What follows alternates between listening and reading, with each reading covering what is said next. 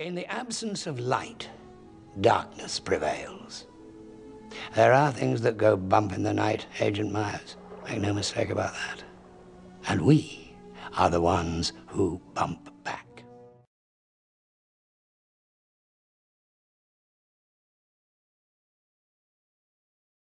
Je pense que vous avez tous deviné de quoi nous allons parler aujourd'hui, avec cette magnifique petite introduction que je vous ai concoctée, bande de petits vénards. Donc aujourd'hui nous allons parler du mini-buste de Johann Kraus,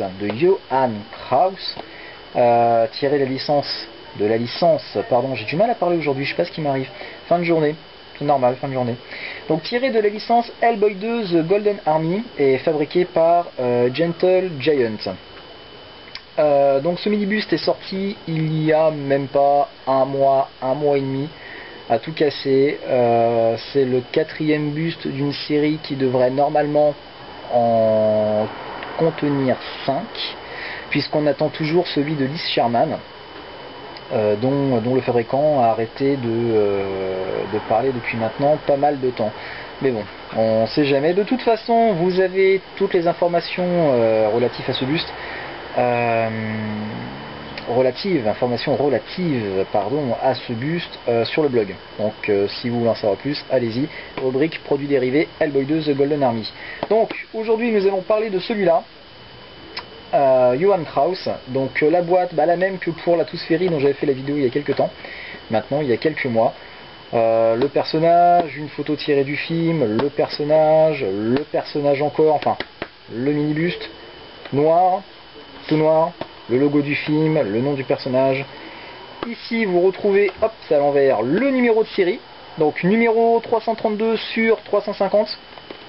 Moins il y en a, mieux j'aime, donc c'est tant mieux. Pas beaucoup dans le monde, donc si vous voulez l'acheter, dépêchez-vous, parce que ça part très très vite cette petite bête là.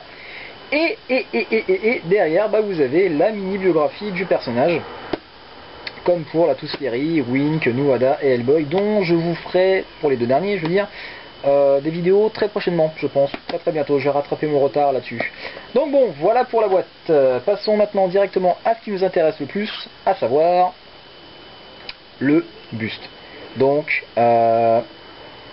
on a quand même quelques petites choses à dire sur celui-là, mais dans l'ensemble c'est quand même no comment, même si bon, mon avis est quand même pas mal salopé par le fait que c'est mon personnage préféré de la série. Donc je parle de la série graphique de Mike Mignola, Guy Davis et John Arcudi.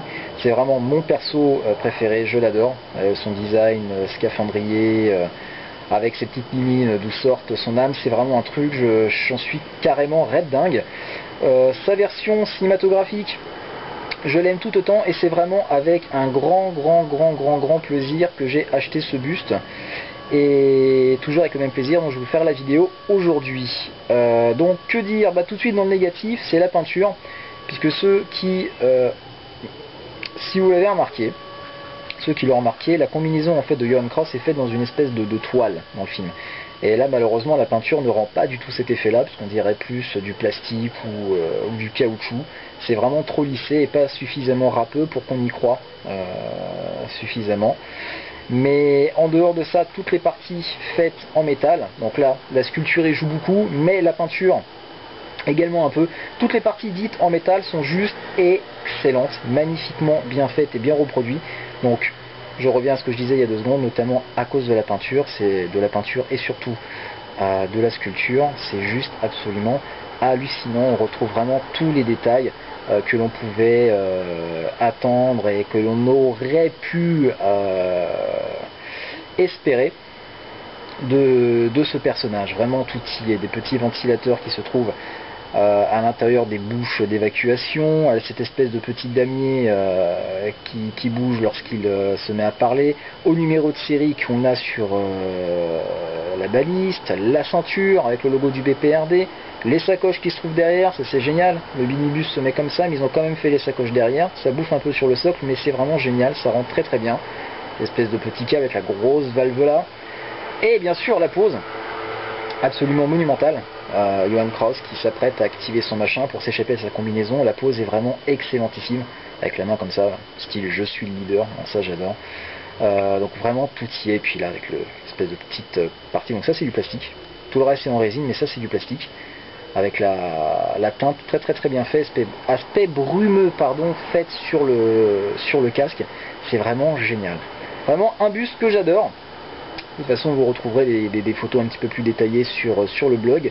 Mais voilà, je tenais à vous en faire une vidéo et à vous la montrer. Donc voilà qui est fait. Petit panorama 360 degrés. Donc je pense qu'on va s'arrêter là. Je pense avoir tout dit. La peinture pas top, la sculpture excellente. En tout cas la peinture ici, le reste excellent, la pose monumentale. Mais c'est surtout la sculpture qui vient sauver ce personnage.